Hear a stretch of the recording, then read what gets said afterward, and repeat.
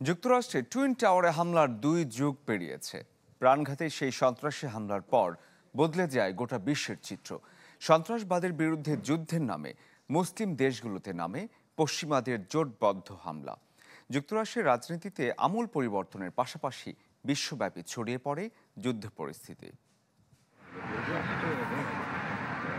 11 September 2001 আত্মঘাতী বিমান হামলায় ধ্বংস হয় যুক্তরাষ্ট্রের ওয়ার্ল্ড ট্রেড সেন্টার।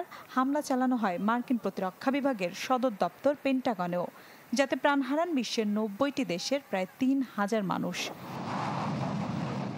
ভয়াবহ সেই ঘটনার পর পাল্টে যায় বৈশ্বিক চিত্রপট।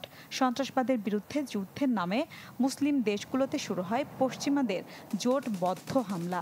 আল কায়েদাকে দায়ী করে আফগানিস্তানে চলে অপারেশন এন্ডিউরিং ফ্রিডম।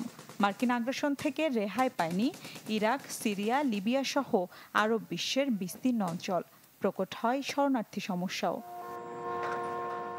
দেশে দেশে মার্কিন আগ্রাসনকে বৈধতা দেয় মিত্র দেশগুলো। 2022 সালে মার্কিন কংগ্রেসে নেতানিয়াহু বলেন, কখনো কখনো বোমা মেরে গণতান্ত্রিক দেশগুলোকে যুদ্ধে যেতে বাধ্য করা হয়।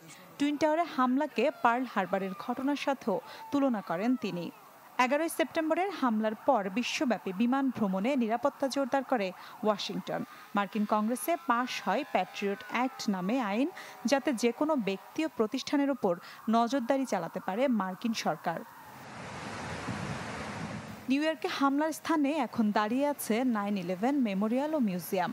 গড়ে উঠেছে ওয়ান ওয়ার্ল্ড ট্রেড সেন্টার, যা আগের নর্থ টাওয়ারের চেয়ে উঁচু। মিলা খন্দকার, চ্যানেল 24।